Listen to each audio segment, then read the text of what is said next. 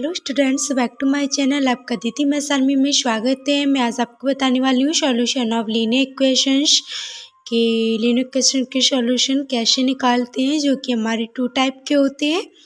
एक हमारा homogeneous solution of linear equation and second हमारा non homogeneous solution of linear equation.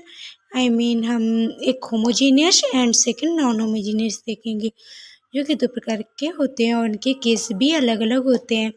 तो आज हम देखेंगे homogeneous solution of linear equation. तो आइए हम देखते हैं आज कि homogeneous solution of linear equation के क्वेश्चन कैसे सॉल्व करते हैं। तो आज मैं एक ही क्वेश्चन सॉल्व करूँगी। चलिए स्टार्ट करते हैं। बट इसके पहले मैं आपको बता दूँ, होमोजीनियस नॉन होमोजीनियस जो लोग नहीं जानते हैं कि इक्वेशन क्या होती है, उन्हें पहचाननी आनी चाहिए। तो मैं यहाँ लिख रही हूँ, तो आप लोग देख के मैं समझाती हूँ। 2x minus 3z is equal to 0, x plus yz is equal to 0, x minus y plus z is equal to 0। ये हमारी पहली इक्वेशन है, हमारी सेकेंड है, थर्ड इक्वेशन। इसी टाइप का यहाँ भी ले लेंगे हम।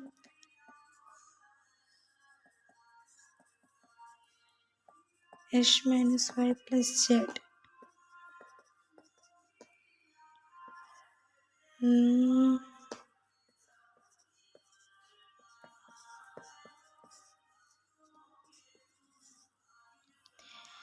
तो आप लोग देख सकते हैं कि मैंने लिया है, तो आप लोग को वैसे भी इक्वेशन से मैंने लीनियर इक्वेशन क्या होती है।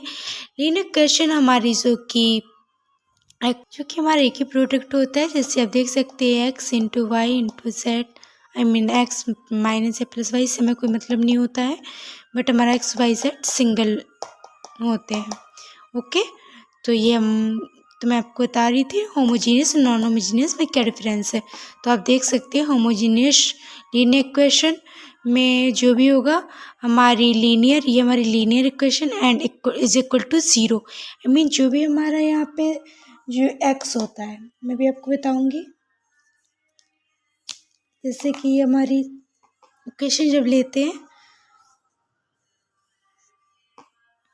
तो इसके प्रोडक्ट लेते हैं एक्स वाई जेड के।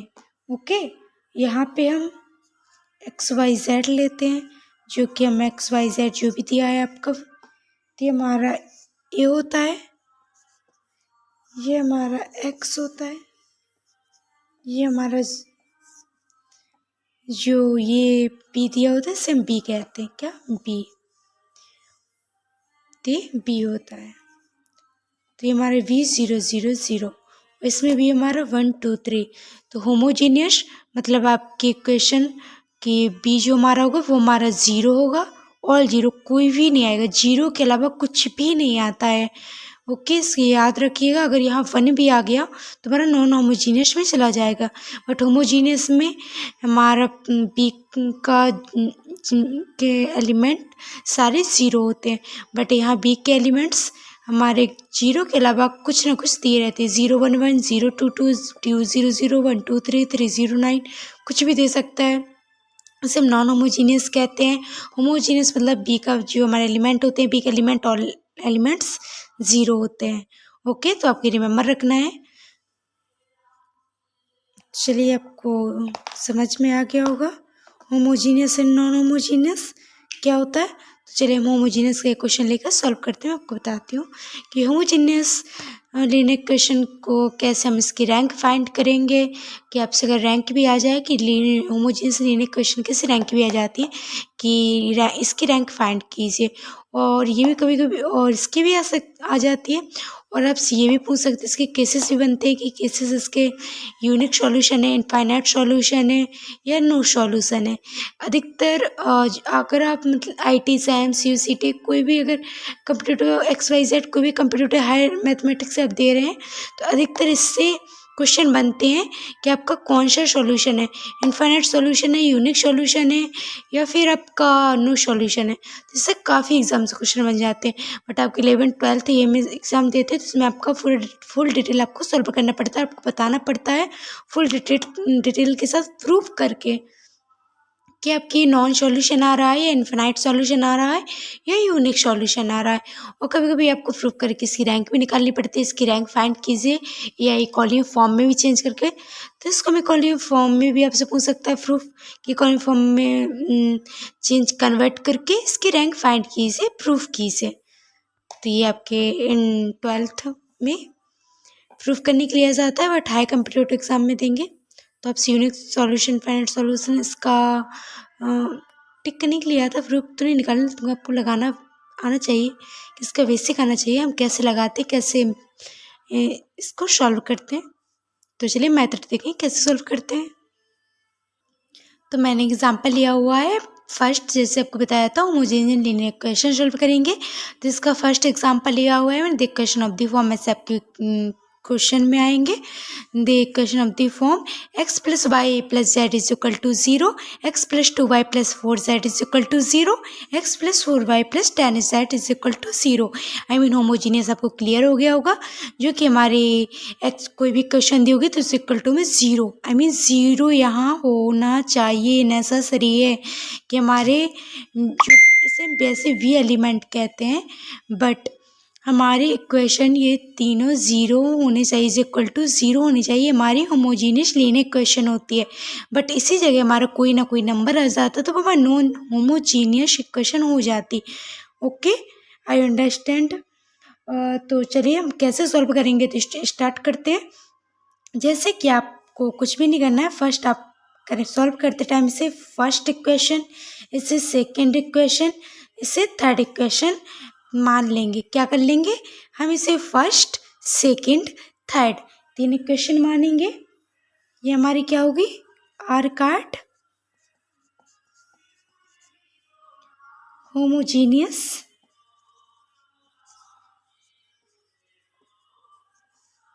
Linear equation.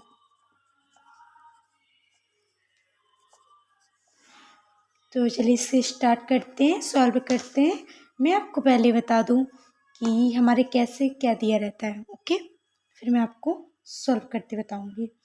तो जैसे मैं आपको बता दूं, ये हम जब भी कोई एक 3/3 आप देख सकते हैं 1 2 3 1 2 3 1 2 3 3/3 की हमारी क्या बनेगी, एक मैट्रिक्स बनेगी, जो कि XYZ के हम प्रोडक्ट में रहते हैं उसे लिखते हैं। ओके, तो जैसे x के में इंटू 1 है, तो यहाँ XYZ XYZ x दिख रहा है आपको, XYZ पहले इक्वेशन फर्स्ट, इसलिए हम ये इक्वेशन क्यों बनाते हैं, हम इसी की वजह से, जिससे हम उसे रो में लिख सकें।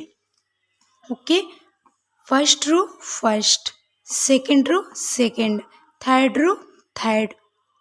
ओके, समझ में आ गया। तो हम कैसे लिखेंगे, XYZ जो कि मैं XYZ के प्रोडक्ट में होता है, इनटू में उसे हम लिखते हैं, जैसे x के 1 तो 1x तो 1 लिखेंगे, y के 1, z का 1, x का 1, y के प्रोडक्ट में 2, 4z का 4, XYZ के कोफिशिएंट लिखते हैं। ओके, तो हमारे क्या कोफिशिएंट है, तो इसी x का 1, y का 1, क्योंकि हम 1 से x से मल्टीप्लाई कराएंगे तो x ही आएगा, 1 का y से कराएंगे तो y आएगा, z का 1 से कराएंगे तो आई मीन यहाँ XYZ के हमें कोफिशिएंट लिखने होते हैं, जो कि हम इस तरह 1 2 3 हम क्या मान लेंगे, इक्वेशन मान लेंगे। तो first row XYZ XYZ XYZ XYZ, I mean first equation के कोफिशिएंट XYZ के, सेकेंड इक्वेशन के कोफिशिएंट XYZ के, थर्ड इक्वेशन के कोफिशिएंट XYZ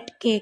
ओके, तो x का 1, 4y 4 कोफिशिएंट, z का कोफिशिएंट 10, तो ये हमारा क्या हो जाता है, a। इससे हम क्या कहते हैं, a। ये हमारा a है 3x3 का, आपको समझ में तो आ ही गया 3x3 का, क्योंकि हमारे 3 प्रोडक्ट है XYZ। अगर यहाँ c होता है, v होता तो हमारा 4x का हो जाता, और हमारा 1 और 3/3 क्रॉस का है। तो इस तरह हम इसे वर्टिकल लाइन, आई मीन इसे हम रो में नहीं लिखते XYZ, इसे हम वर्टिकल लाइन में लिखते हैं XYZ। इसे हम कैपिटल एस कैपिटल एक्स, ठीक है। फिर इज इक्वल टू 0 0 0, ये क्या है हमारा v, क्या है हमारा v, इससे v। तो इस तरह डिफाइन करते हैं हमारा। अब ये क्या होते हैं तो मैं आपको बताती हूँ। जैसे A X is equal to V, okay. जो हमारे A X is equal to V, ये हमारी इस तरह हम जो लीनियर इक्वेशन निकालते हैं तो A X is equal to V. X होता है हमारा एक्स वाई जेड, ए होती है हमारी मैट्रिक्स एक्स वाई जेड के कोफिशिएंट, वी होता है हमारे दे रहा होता है 0 0 0, या कोई भी कुछ भी दिया हो वी। तो हमारा ए क्या है यहाँ पे, is equal to coefficient matrix, coefficient matrix. अब मैं यहाँ लिख सकती हूँ coefficient matrix of X Y Z, but आपके क्वेश्चन में ए कुछ भी आ सकता है, एक्स जरूरी नहीं है कि एक्स वाई जेड ही आए, ये नेसेसरी नहीं है कि एक्स वाई जेड ही आए। आपके X Y Z A B C, X Y Z की जगह ए बी सी भी हो सकता है, वी सी डी कुछ भी ले सकते हैं, जो भी लेना हो। या ए बी सी तो कोई प्रॉब्लम नहीं है। X Y T, T Y X, तो उसी के आधार पे यहाँ हो जाएगा, इसलिए मैं नहीं लिख रही हूँ। मैं जनरली डिफाइन करी हूँ is equal to coefficient matrix. अब कोफिशिएंट मैट्रिक्स किसका होगा, जो भी आपका दिया होगा इक्वेशन में। एक्स वाई जेड है तो मैं यहाँ coefficient matrix of X Y Z. अगर आपका एक्स वाई टी है तो एक्स वाई टी, कोई भी मतलब जिसका भी फंक्शन है एक्स वाई जेड का, एक्स वाई टी का, ए बी सी का, या किसी का भी, तो उसके कोफिशिएंट, ओके। तो और हमारी एक बनती है आर्ग्यूमेंट मैट्रिक्स, क्या बनती है आर्ग्यूमेंट मैट्रिक्स। ये क्या होती है आर्ग्यूमेंट सी, सी हमारी आर्ग्यूमेंट मैट्रिक्स होती है, जो कि हमारे ए इंटू वी के प्रोडक्ट से बनती है। आर्ग्यूमेंट मैट्रिक्स जिसे हम सी से डिफाइन करते हैं और उसे हम आर्ग्यूमेंट मैट्रिक्स कहते हैं। जैसे कि मैं आपको बता दूँ, यहाँ ए लिखेंगे, फिर ए, जैसे मैं आपको बता दूँ सी इज इक्वल टू, अब हम यहाँ ए लिखेंगे, जैसे मैंने यहाँ लिखा ए, तो ए लिख लेंगे 1 1 1 1 2 4 1 4 10। फिर यहाँ पे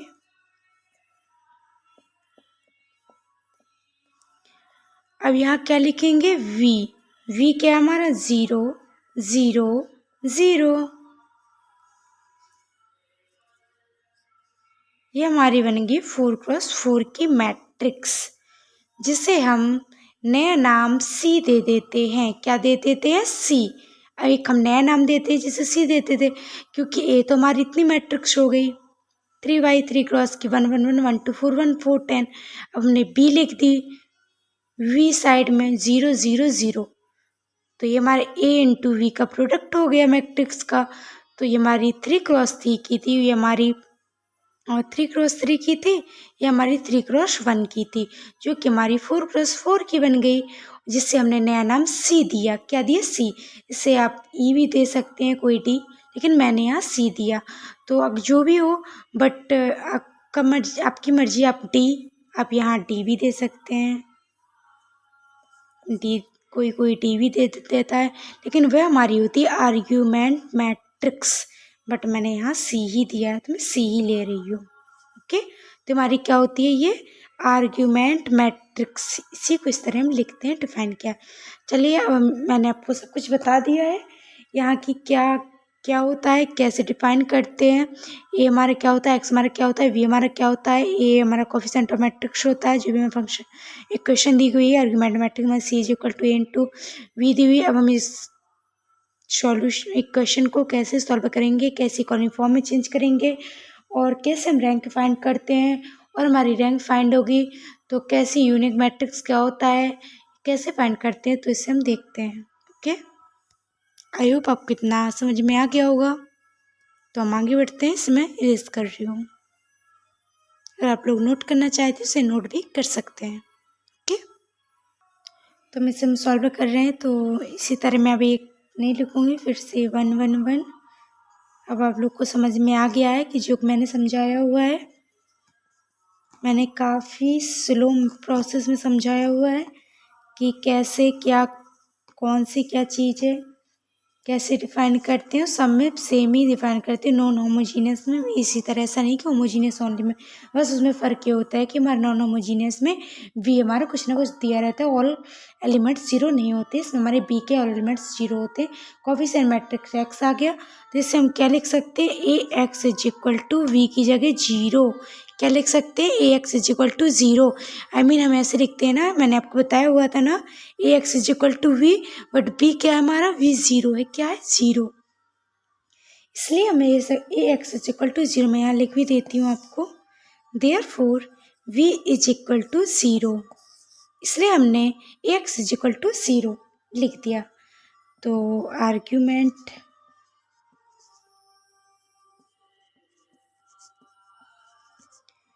augmented matrix C is equal to A into V. Okay, इसे हम साइड में सॉल्व करेंगे।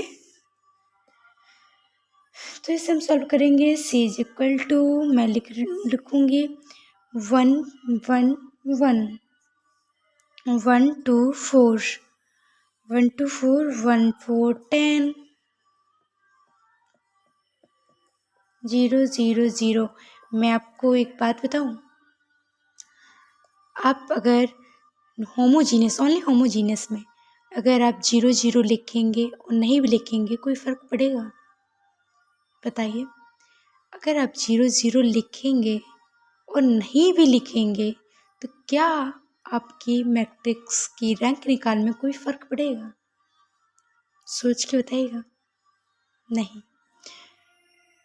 आप जीरो, आई मीन हम रैंक निकाला, मैंने आपको बताया हुआ है। अगर आप लोगों को रैंक निकालना नहीं आता है तो फुल वीडियो मैंने कैसे रैंक निकालते हैं इसी तरीके से, और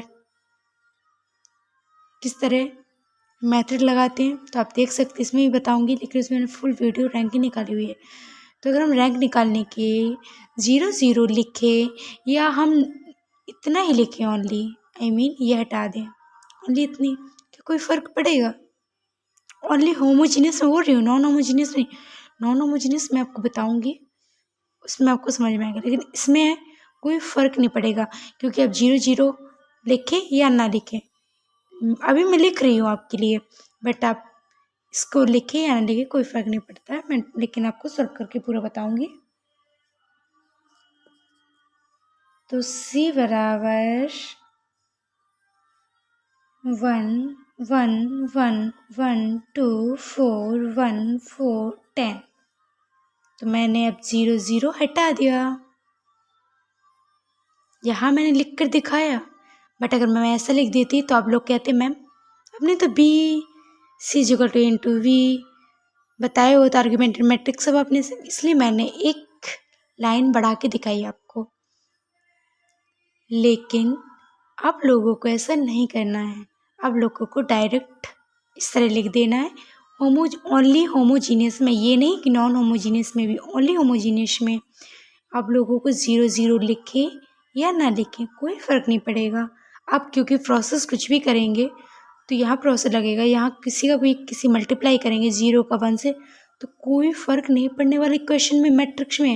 ओके, तो इससे हम C इक्वल टू क्या आ गया हमारा, A। यही तो हमारा A दिया हुआ था।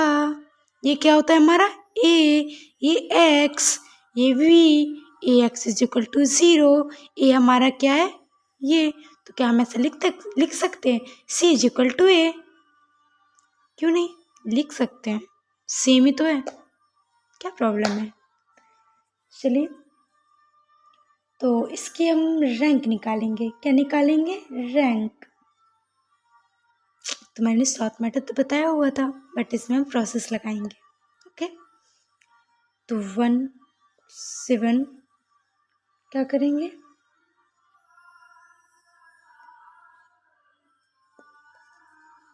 Elimination method. मैं इसमें शॉर्ट ट्रिक नहीं बता रही आपको, एलिमिनेशन मेथड के थ्रू निकालेंगे। ओके, तो एलिमिनेशन मेथड लगाएंगे, R2 में रखेंगे R1 माइनस R2, मैंने दोनों लगा रही हूँ यहाँ पे, R3 में भी लगा रही हूँ R1 माइनस R3।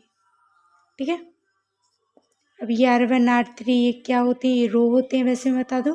और आपको नहीं आती है रैंक निकालनी तो आप मेरी फुल वीडियो देख सकते हैं, आई टैप में आपको शो हो रही होगी, तो आप उसमें टच कीजिए और एक बार वीडियो देख लीजिए, आपको काफ़ी अच्छी समझ में आ जाएगी। तो मैं इसमें फास्ट थोड़ा बताऊँगी वरना काफ़ी लॉन्ग वीडियोज़ आएगी। तो R2 हमारी ये होती है R1 R2 R3। Okay, R1 में लगा रहे हैं तो R1 ये है, R1 से R2 को माइनस कर रहे हैं, सॉरी ये माइनस है, तो R1 को R2 से माइनस कर रहे हैं। तो 1 माइनस, पहले तो R1 में कोई प्रोसेस नहीं लगाए तो R1 को सेम एज इट इज़ लिख लेंगे। R2 में प्रोसेस कर रहे हैं, R3 में कर रहे हैं, तो R2 ये होता है, R3 ये होता है, ये हमारा R1 होता है, ये हमारा R2, ये हमारी सॉरी दिख रहा है आप लोगों को R3। तो ये R1 R2 R3 हमारी रो 1 रो 2 रो 3। तो हम R2 R3 में प्रोसेस करें, R1 में नहीं करें, इसलिए R1 मैंने सेम एज इट इज़ लिख दिया है। R2 minus R1 minus R2, तो R1 माइनस 1 से 1 गए 0, 1 में से 2 गए -1, 1 में से 4 गए -3, 1 में से 1 गए 0, 1 में से 4 गए -3, 1 में से 10 गए -9।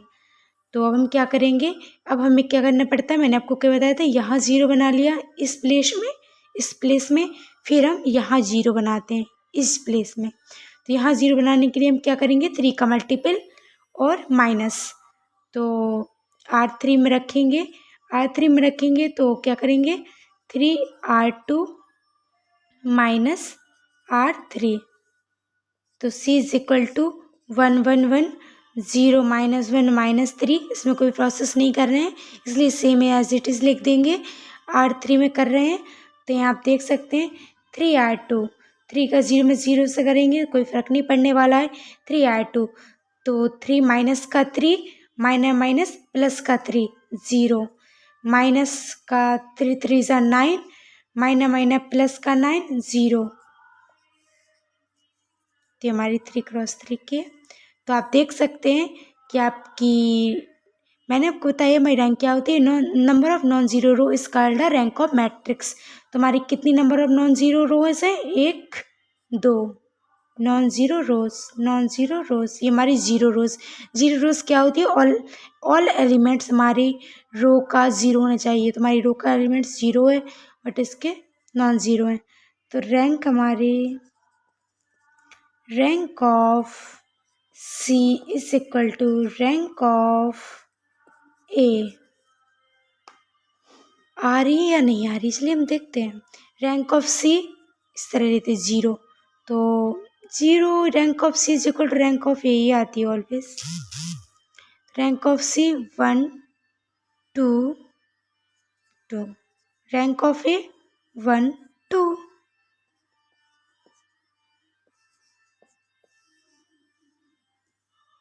होमोजीनियस में rank of C is equal to rank of A, because हमारी 0 0 कोई फ़र्क नहीं पड़ता है, आप 0 0 लिखें या ना लिखें कोई भी फ़र्क नहीं पड़ता है, इसलिए हमारी rank of C is equal to rank of A। इसमें इम्पॉर्टेंट होती है, होमोजीनियस में rank of C is equal to rank of A आती है। क्यों आती है, बिकॉज हमारे यहाँ V का कोई फ़र्क नहीं पड़ता। अगर हमारे यहाँ 0 0 होता तो हमारी रैंक, ये हमारी कॉलम फॉर्म है, मैंने कॉलम फॉर्म के थ्रू निकाली है रो के। अगर आप इसका अगर 0 0 की जगह कुछ भी होता नॉन होमोजीनियस तो यहाँ फ़र्क पड़ता। अगर हम कुछ भी प्रोसेस रो प्रोसेस लगाते तो हमारे यहाँ कुछ ना कुछ आता। सॉरी स्टूडेंट्स, लाइट चली गई थी तो थोड़ा दिक्कत हो गई।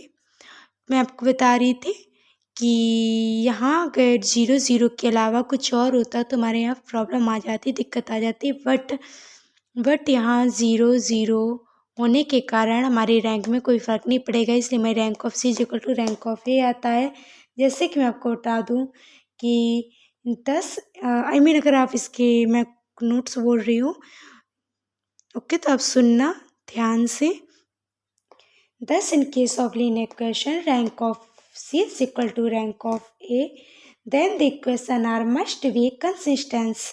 आई मीन हमारी होमोजीनियस में कंसिस्टेंस आना ज़रूरी है। इनकंसिस्टेंस केस नहीं होता है, कंसिस्टेंसी केस आता है। ओके, तो thus in case of linear equation rank C is equal to rank of A, then the equation are must be consistent and they gives a solution। और हमारा ये कुछ ना कुछ सॉल्यूशन देगा जरूर homogeneous. Okay, there are two cases may be arises. I mean हमारे यहाँ दो केसेस बनते हैं, एक case first unique solution, case second infinite solution. यहाँ हमारा नो सॉल्यूशन नहीं बनता है। नो सॉल्यूशन क्यों नहीं बनता है? नो सॉल्यूशन इसलिए नहीं बनता है क्योंकि हमारी rank of A is equal to rank of C हमारी 0 0 है, इसमें कोई फ़र्क नहीं पड़ता है। इसमें हमारे नो सॉल्यूशन यहाँ आने का कोई भी चांसेस नहीं होता है। तो मैं अब इसे वीडियो को यहीं पे एंड करती हूँ और मैं सेकंड वीडियो आपको लाऊंगी। और ये जो case first unique solution and case second infinite solution एक बाय एक की वीडियो अलग बनाकर आपको विथ प्रूफ के साथ करूँगी, सॉल्यूशन के साथ, कि कौन सा हमारा इक्वेशन यूनिक सॉल्यूशन देगा और कौन सी इक्वेशन हमारी इनफाइनाइट सॉल्यूशन होगी और इनकी क्या ट्रिक होंगे और किस आप ट्रिक के थ्रू निकाल सकते। बट मैंने यहाँ प्रूफ बताया हुआ है, बट मैं आगे ट्रिक भी बताऊँगी। तो ऐसे आप मेरे दीदी मैं सर में बने रहिए और ढेर सारा प्यार दीजिए। Thank you so much.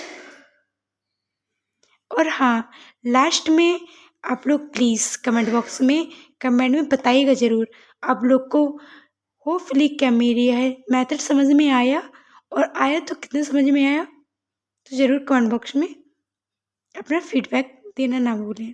Thank you.